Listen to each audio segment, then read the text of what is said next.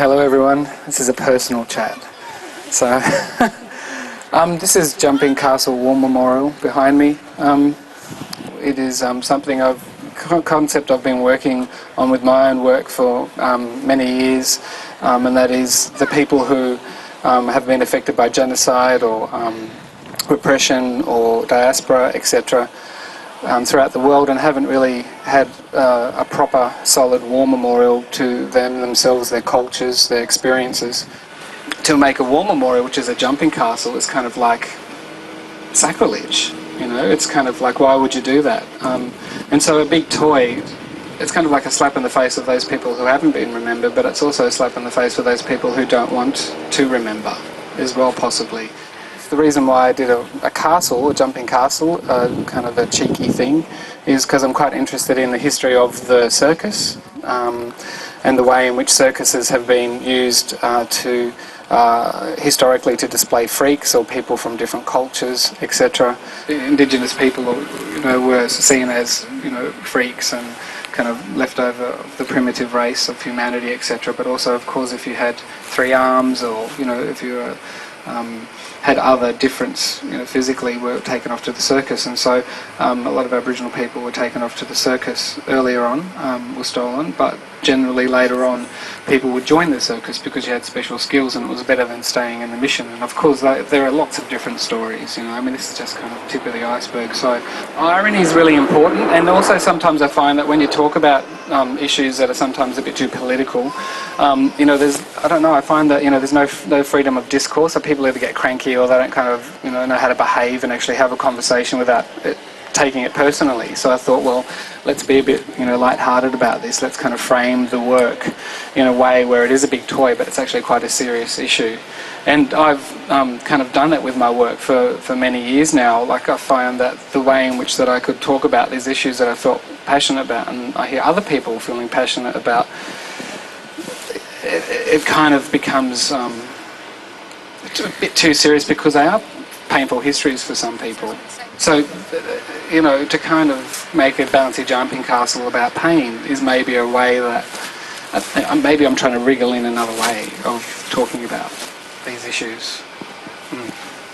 My own personal experience is my mother's Wiradjuri and Ngunnawal and Scottish, and my father's Scottish Irish, so I grew up in a mixed family like most of us have grown up in, and so that touches me quite deeply for the fact that in Australia we don't have a proper solid war memorial to Indigenous people here.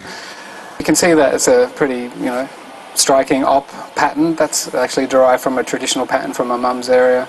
It was traditionally used in dendroglyphs in trees to mark ceremonial, but also burial trees, and you'll also see that on shields. But what I've done is I've kind of brought it into the 21st century and made it kind of oppy, and I'm quite interested in the tension between capitalism and communism and the kind of different cultures that are quite dominant in this world of late, and the way in which that we kind of navigate those different perspectives.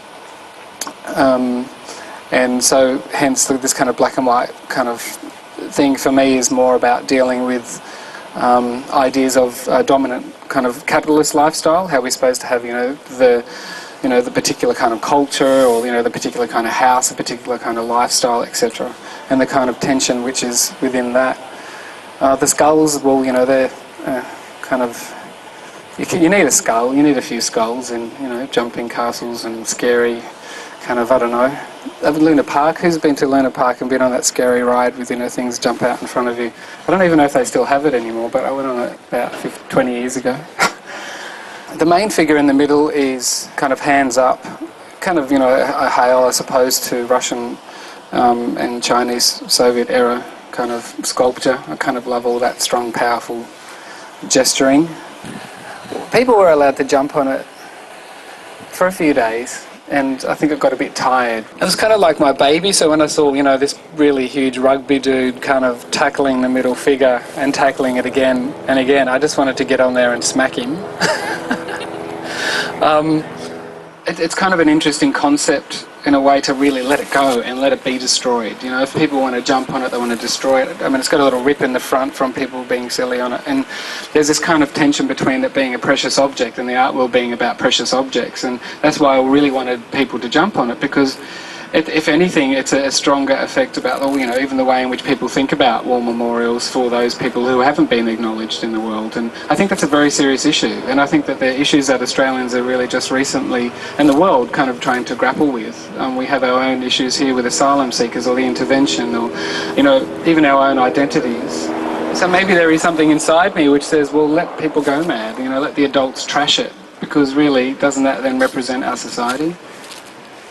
Who's forgotten, who's remembered, who isn't remembered, who isn't, forgotten, who is forgotten. The role of the artist. I think the role of the artist is something like the role of the chef, Some people like the food, some people don't like the food. I don't know. I think that as an artist, we kind of follow our instincts and kind of get launched into sometimes public places and sometimes not. And it's a personal effect, I think, more than anything. I suppose, like most artists, I'm curious, there's this kind of, when you create work, it's a very kind of, it sounds a bit like psycho-spiritual or something, but there is a kind of an emotional intelligence or an intuition or something that a lot of artists follow. I kind of have a habit of trying to tackle difficult issues, and I think that within myself there is something which is a true curiosity about visibility, what's visible and what's not, and what the things that we talk about inside, maybe we don't talk about it with other people. And I think that's something that artists do. Or it could be more kind of, tackling kind of, things in society that we think are absurd, or, we want to change, or something, be playful. So,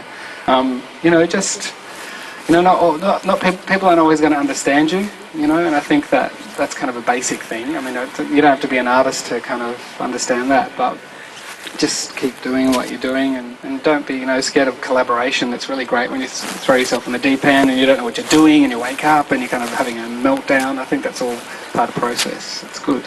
Yeah, explore and just embrace life. I think that's a kind of a good thing to do. Yeah.